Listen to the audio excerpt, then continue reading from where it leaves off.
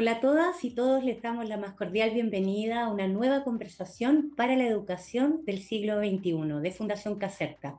Les quiero contar que estamos muy contentos por iniciar esta nueva versión, esta nueva temporada. Ya vamos en la quinta, imagínense, 50 invitados expertos conversando, reflexionando y poniendo en la mesa información relevante sobre la nueva educación y los desafíos que tenemos en este tiempo. Hoy estrenamos en esta nueva temporada un tema bien relevante que es el poder de las emociones. Y para eso estamos junto a un experto en educación socioemocional, Arnaldo Canales. Él es director ejecutivo de Fundación Liderazgo Chile. Es un fuerte promotor de liderar desde las emociones. Él es magíster en educación, en inteligencia emocional y también es impulsor de la Ley de Educación Emocional en Chile y Latinoamérica. También es autor y escritor de un libro denominado Educación Emocional, la receta para una mejor sociedad. Vamos a hablar con él para poder entender cómo podemos utilizar el poder de las emociones a nuestro favor, especialmente en el aula, y de alguna forma ir reflexionando en conjunto cómo esta puede aplicarse en la buena toma de decisiones o también en la generación de bienestar para el aprendizaje significativo. Muy bienvenido, Arnaldo, ¿cómo estás? Gracias por estar hoy en Conversaciones para la Educación del siglo XXI. Muchas gracias, Carolina. Muchas gracias a la Fundación Caserta por la invitación. Feliz de conversar, de ampliar estos espacios de difusión y de sensibilización con respecto a la educación emocional. Así que agradecido. Gracias a ti. Partamos derribando algunos mitos, Arnaldo, para partir la primera pregunta. ¿Se puede liderar en el aula con el poder de las emociones? Bueno, es una pregunta que probablemente la respuesta nació hace mucho tiempo. Hay una frase que dice que la disposición emocional es la que determina la capacidad de aprender. Y esa frase no la dije yo, la dijo Platón hace 2200 años. Probablemente si uno lo hubiera escuchado en los años 60, 70, 80, donde la emoción estaba un poco relegada dentro del constructo de la educación, hoy día sabemos que a través de la neurociencia, que esa disposición emocional efectivamente impacta no solamente en los climas emocionales del aula, sino en esta disposición hacia el aprendizaje. Si no hay disposición emocional, el aprendizaje tampoco fluye. Por lo tanto, hoy día cada vez más docentes, cada vez más instituciones educativas entienden la importancia de poder generar climas emocionales dentro del aula que propicien estos espacios de calidad de presencia y sobre todo que esta experiencia de aprendizaje sea finalmente lo que todo el mundo dice significativa y que genere, obviamente, una transformación en mí. Perfecto. Entonces, ¿por qué Arnaldo se ha quitado como poder a las emociones definiéndolas como habilidades blandas? Bueno, malamente llamada habilidades blandas, ¿cierto? Probablemente, si yo te pregunto a ti, Carolina, ¿desde cuándo estudias matemáticas? La primera vez que te enseñaron 2 más 2 es 4. Probablemente me dirá, Arnaldo, por lo que recuerdo, cuando estaba en kinder, con las manzanitas, primero básico, y durante toda la enseñanza media nos enseñaron matemáticas.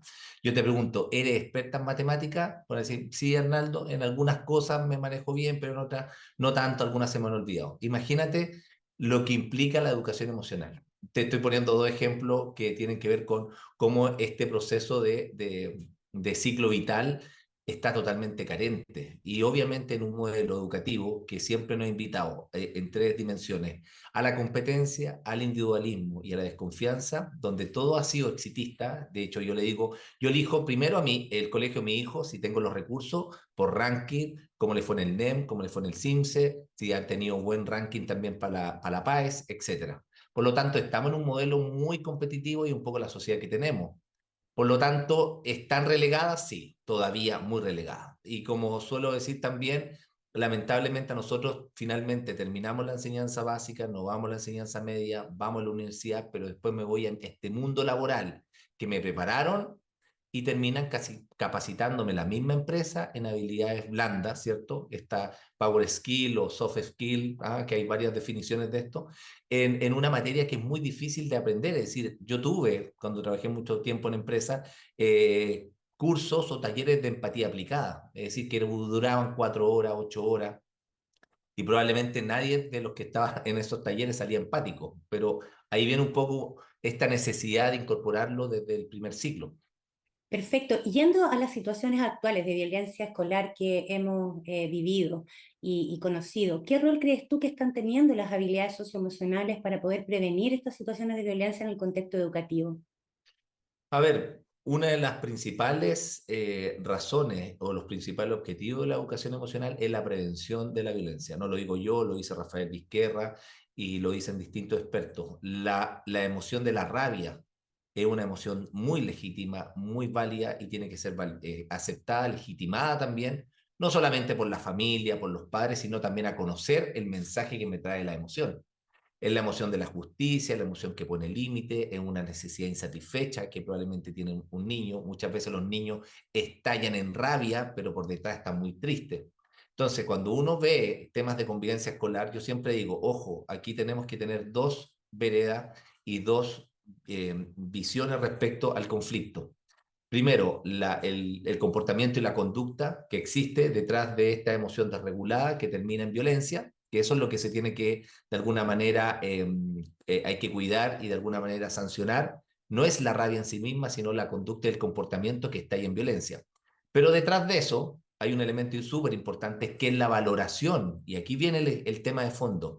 No es la emoción en sí misma, sino la valoración que yo le doy desde ese conflicto.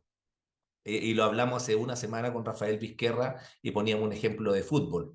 Imagínate que a mí me gusta el fútbol y me pega una patada una persona y me levanta y yo puedo explotar, ¿cierto? Y voy y le voy a golpear de nuevo.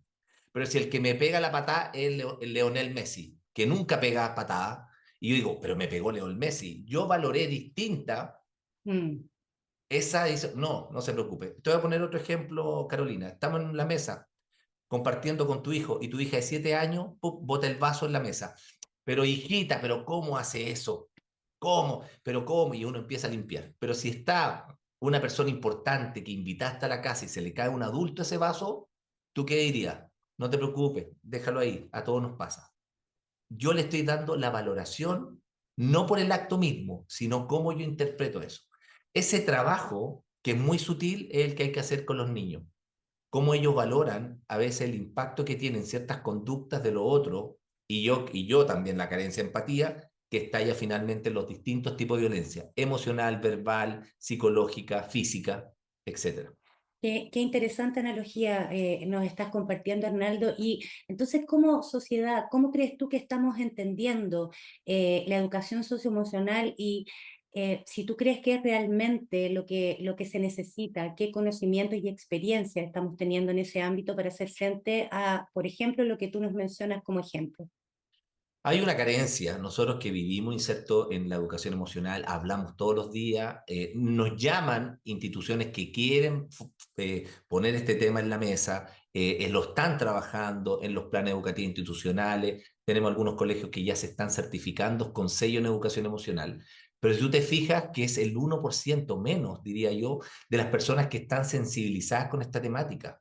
Pero uno sale de este webinar, sale uno de estas reflexiones y se va a la calle, la gente no resuena, no sabe, no entiende la importancia que tiene el mundo emocional en su vida. Por lo tanto, vivimos desde la impulsividad, desde el inconsciente, actuando frente a que las emociones me invaden, este secuestro amigdaliano que dice Joseph Ledoux, y al final dejo que la vida funcione sin ningún tipo de toma de decisión frente al mensaje que me traen las emociones. Por lo tanto, ¿cuál es aquí el trabajo? Objetivo estrangulado. Hay que trabajar fuertemente con los padres, que también dicen con justa razón los profesores, oye Arnaldo, pero esto viene de la casa, no me pidan a mí que estoy con mucho agobio laboral, tengo mucha exigencia, que además tenga que preocuparme del mundo emocional del niño. Muy válido, pero hoy día los padres adolecen, carecen de formación socioemocional. Seguimos teniendo estilos de crianza donde el niño no llora, donde tenemos estereotipos, donde hay micromachismo que Mm. están siendo parte de un poco de la misma sociedad que hemos construido entre todos. Y de ahí viene el trabajo en la formación docente, en programas de intervención, en acompañamiento, en todo lo que tiene que ver con implementación de estrategias desde la didáctica para trabajar con niños. Y finalmente, el mismo estudiante. Estos tres capitales son súper importantes para que esto se incorpore. Una de las cosas que yo siempre menciono y que una vez me preguntó Rafael Vizquerra, ¿cuándo partía la educación emocional de un niño? Y yo, muy orgulloso, decía 3, 4 años. No, me decía, La educación emocional de un niño parte 20 años antes que ese niño nazca con la educación emocional de ese futuro padre, de esa Excelente, futura madre. Por lo excelente. tanto, lo que estamos haciendo con un niño de 10 años, de 15, de 20 años, es prepararlo para que sea una mejor versión de la que hemos sido nosotros en una crianza más respetuosa y una educación emocional que hoy día, sin duda, se tiene que resignificar en general en toda América Latina. Yéndonos al tema de la formación docente que mencionaste y que a nosotros nos interesa muchísimo, creemos que los esfuerzos en lo que es formación docente siguen enfocados en lo técnico, en el área cognitiva, en los contenidos, pero se está dejando de lado lo que hemos conversado hoy, el desarrollo de habilidades socioemocionales.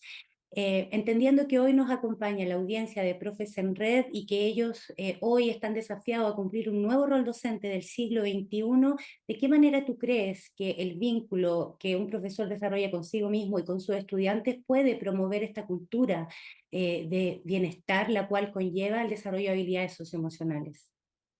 Ay, bueno, primero habría que hacer una pequeña definición de cómo esta Power Skill o cómo esta estrategia yo las puedo incorporar en el ejercicio diario de la profesión. Primero, por definir lo que son las capacidades. Cuando hablamos de cuál es la capacidad que tiene intelectual mi niño para desarrollar algo, mi estudiante, la capacidad como definición es algo innato. Es decir, Messi, voy a volver nuevamente al ejemplo del fútbol porque trato de hacerlo lo más aterrizado posible para que esto un profesor se lo pueda explicar también a un estudiante. Messi tenía una capacidad innata, que alguien lo vio moviendo una pelotita, un circulito redondo, y alguien dijo, mira, él tiene una capacidad para jugar fútbol. Por lo tanto, ¿qué hicieron? Llevémoslo a una escuela de fútbol para que desarrolle esa capacidad como una habilidad. Y la habilidad se aprende. La habilidad es una destreza que yo desarrollo. Por lo tanto, después que tengo estas capacidades, tengo esta habilidad, genero lo que se llaman las aptitudes, es decir, suma de capacidades y suma de habilidad para realizar algo de forma bien, que es totalmente distinto a la actitud, que también se confunde. La actitud es mi predisposición positiva o negativa frente a algún hecho, alguna situación. Tiene mala actitud, buena actitud. Por lo tanto, la capacidad, la habilidad tiene que ver con el desarrollo de estas competencias. Fíjate que y aquí quiero hacer un tema, por eso es importante definirlo. Cuando dicen, en este colegio, en esta institución, desarrollamos capacidades para que los niños puedan desarrollarse de forma integral. Has escuchado probablemente eso. Entonces dice, bueno, muéstreme dónde desarrollan esas capacidades. No, está declarado, pero nosotros intentamos hacerlo. Ni en la universidad no hay programas de formación donde estas habilidades se desarrollan. Por lo tanto, sumando estas capacidades, estas destrezas, se desarrollan estas competencias para ponerlas después al servicio de su vida, en su relación con pareja, en su trabajo. Por eso dicen que estas competencias finalmente nunca son demostrables ni en la universidad. La única forma de yo saber que una persona es competente es cuando ya lo veo inserto en el mundo laboral. Y yo Mm. digo, Carolina es muy competente en lo que hace. ¿Por qué? Porque tiene una serie de habilidades, aptitudes que desarrolló y que yo las veo y que le funcionan perfecto. Por lo tanto, la competencia en sí misma finalmente termina siendo una forma habitual en que tú te desarrollas. Y eso es lo que está detrás de esta configuración. ¿Y cómo lo hacemos? Que es un poco la pregunta que tú me hacías. Entendiendo primero que todos los niños son distintos, tienen habilidades y estas malamente llamadas habilidades blandas se pueden desarrollar en el aula. Asertividad, escucha activa, resolución de conflicto, trabajo en equipo, liderazgo. Y podríamos enumerar una serie de ejercicios o de actividades que son bastante importantes, por lo menos desde la configuración del trabajo en aula, que uno puede desarrollar en un trabajo. Si quieres, también nos podríamos ahí detener un poco. Vamos a llegar a eso, Arnaldo. Mira, tenemos preguntas de la audiencia de Profe en Red, a quien aprovechamos de enviar un tremendo saludo. Recuerden que estamos en la sexta versión ya a nivel latinoamericano. Tenemos una pregunta de Jimena Solís de La Paz, Bolivia. La pregunta dice, ¿puede alguien deprimido aprender? ¿Alguien deprimido? Sí, aprender. Bueno, yo creo que en general no hay ninguna limitación frente al aprendizaje, salvo la depresión es lo contrario a la expresión, como dice Edith Heger, una escritora y psiquiatra que escribió La bailarina de Auschwitz. Cuando yo no expreso, finalmente contengo, guardo y finalmente genero esta depresión. La depresión está dada principalmente por una emoción que es muy importante, que es la desesperanza. Cuando yo tengo desesperanza, no tengo ninguna posibilidad de poder visualizar hacia adelante alguna motivación. Se puede, sí, pero hay que buscar cuál es la motivación de aquella persona. Yo no sería tan tajante decir, no, una persona depresiva no tiene. Claro, está en un momento de letargo, pero hay gente que logra salir de ese momento y decir, oye, le encontré una mirada, le hice un cambio switch y hoy día la vida está totalmente cambiada desde mi posición frente a las cosas que me motivan o o principalmente la forma en que yo me vinculo frente a las cosas que hoy día siento que sí me resuenan. Por ejemplo, hay mujeres que han tenido, por ejemplo, depresión y después son mamás y les cambia la vida. Hay un porqué, como decía Víctor Frank. Entonces, hay un elemento que tiene que ver cómo yo cambio desde este autodiálogo positivo en aquellas personas que efectivamente tienen desesperanza. Nada las motiva, es real. Nada las moviliza, sí.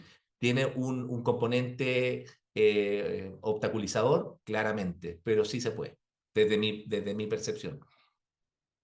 Perfecto. Bueno, ahí respondimos a una de las profes en red que nos hizo esa pregunta. Ahora viene un espacio que se llama en 3 tiempos, tenemos que ir respondiendo muy rápido. Así que atención, el encuadre es el siguiente. Nosotros entendemos desde Fundación Caserta que las habilidades socioemocionales pueden contribuir a generar una cultura de bienestar. Y desde esa cultura de bienestar que se va promoviendo en el aula y que se propaga a la comunidad escolar, podemos también intencionar que esto se propague a una nueva sociedad que considera el bienestar como algo fundamental para la calidad de vida. Y desde ahí también promover en los profesores y profesoras la gestión de situaciones de conflicto y de abordaje en lo que es violencia escolar, ¿cierto? Sabemos que esta violencia ha ido en aumento, hemos tenido varias noticias que así lo comprueban, y frente a eso, ¿cuál crees tú que son las 3 principales errores que se están cometiendo en el abordaje de las habilidades socioemocionales para el liderazgo? A ver, primero que sienten que es un manual de cortafuego. Dame estrategia, dame estrategia, dame estrategia. Lo que más piden, dame estrategia. Si yo no soy consciente del impacto que tiene como líder mi conducta, mi comportamiento en el aula o en la organización, sí impacta en el clima emocional que yo genero con mis estudiantes. Te voy a dar un ejemplo. Había un estudio de la Universidad de Columbia que analizaron a aquellos docentes que llegaban al aula más estresados y el nivel de cortisol a través de muestras salivales aumentaba en más de un 30% en los estudiantes, que tiene que ver principalmente con las neuronas de espejo. Yo estoy tenso, grito o me pongo muy alterado y eso genera principalmente que haya un secuestro amigdaliano, es decir, la amígdala principalmente es que es la carta navegación que tiene este mundo emocional dentro de nuestro cerebro, donde dice nos ponen alerta. Por lo tanto, le manda un mensaje a la función ejecutiva y apaga el switch del conocimiento. ¿Por qué? Porque está en situación de alerta. Por lo tanto, ese clima emocional no solamente impacta en el ambiente, en que el niño le tenga miedo al profesor, que además se ensimisme, sino en que esta disposición emocional se apaga. Por lo tanto, si el docente no tiene eso claro, claramente impacta en el resultado, en la experiencia de aprendizaje, en el inicio, en el desarrollo y en el cierre de la clase.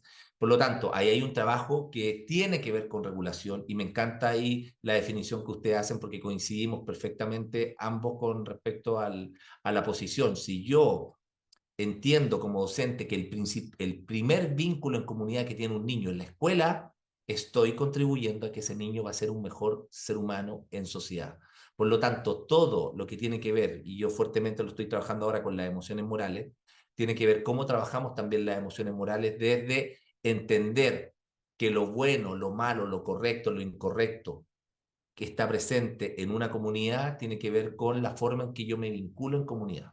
Y el niño tiene que entender que hay cosas, que hay deberes, derechos y obligaciones, pero también hay un llamado desde mi mundo emocional a participar activamente desde esta conciencia que tengo frente a mi vínculo que tengo con otras personas. Y eso el docente muchas veces lo entiende claramente, pero en la práctica no lo hace. Y además por otras razones que obviamente el mismo sistema no ayuda mucho.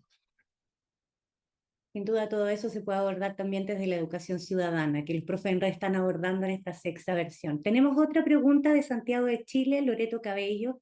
nos dice, ¿qué actividades pueden sugerirnos para trabajar progresivamente y en lo práctico las emociones con el fin de entregar efectivamente una educación socioemocional?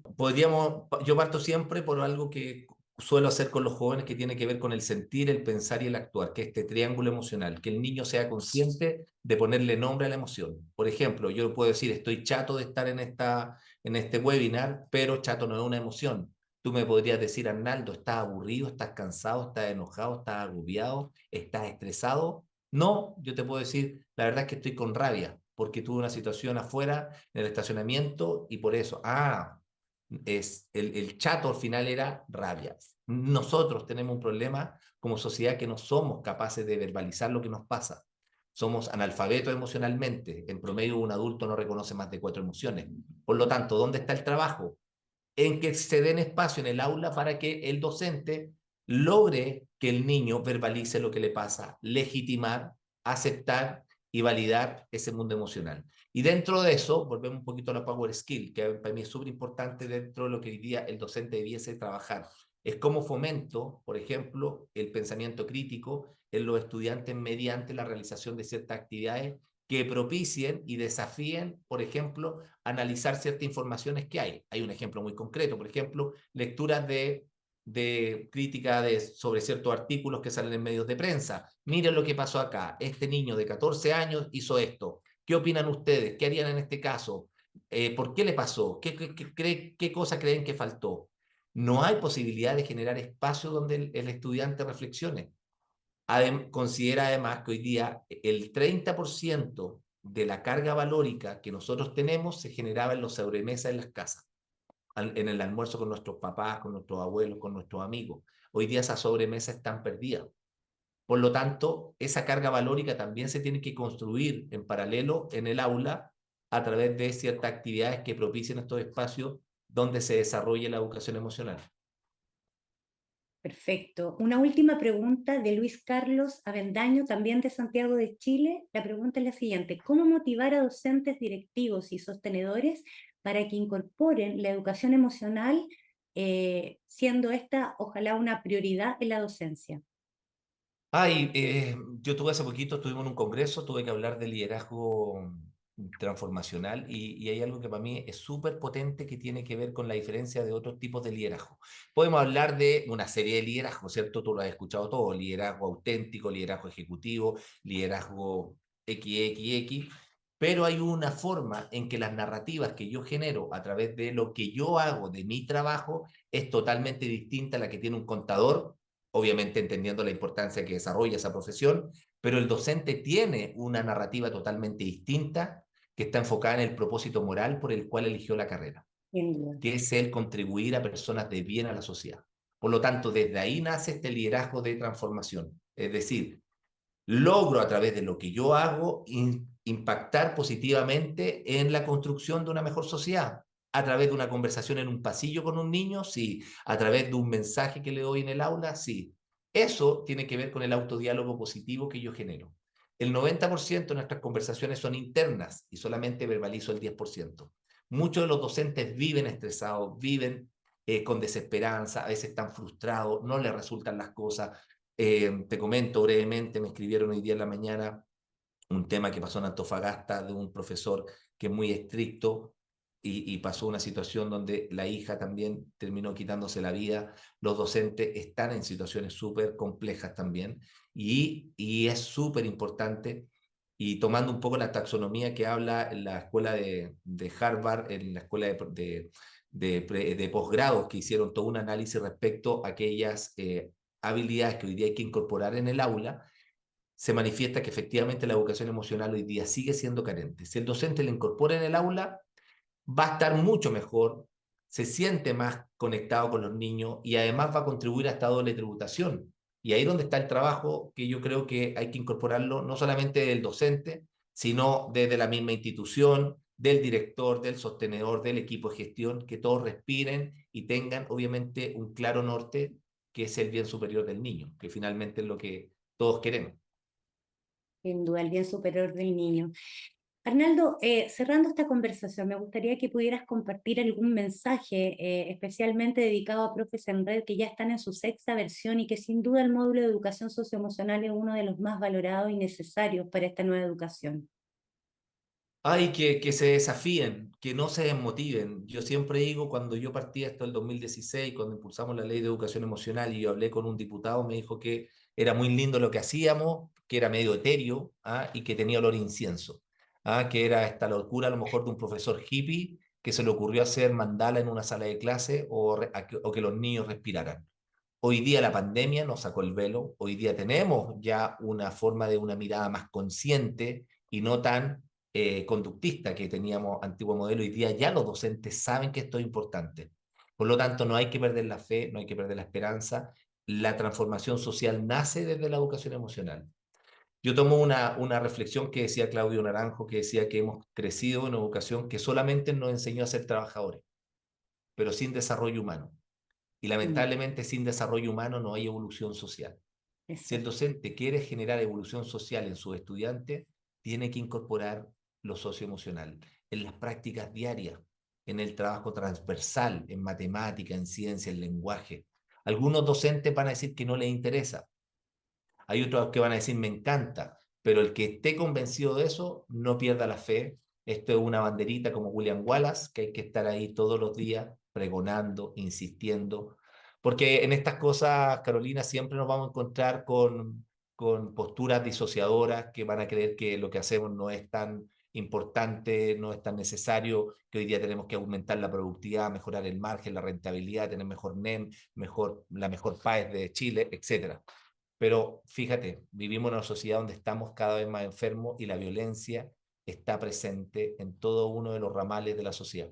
Y ahí está el Mm. trabajo. Lento, sí, pero sí se puede hacer esta transformación. Ese es como lo que yo podría humildemente mencionar, que no pierdan la fe y que crean en lo que ellos pueden transformar en un niño. Y no perdamos la fe. Qué bonito mensaje, Arnaldo, para cerrar esta conversación, un mensaje esperanzador para todos los profes en red que ya están desafiados en esta sexta versión a poder cumplir un nuevo rol docente adaptado a estos tiempos.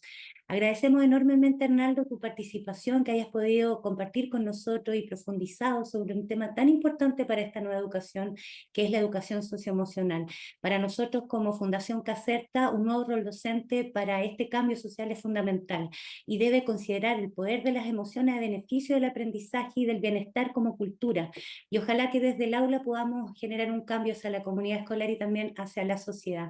Gracias por acompañarnos a todas y todos. Les recuerdo, inscríbanse, suscríbanse a nuestro canal de YouTube de Fundación Caserta y próximamente nos encontramos con una nueva conversación para la educación del siglo XXI.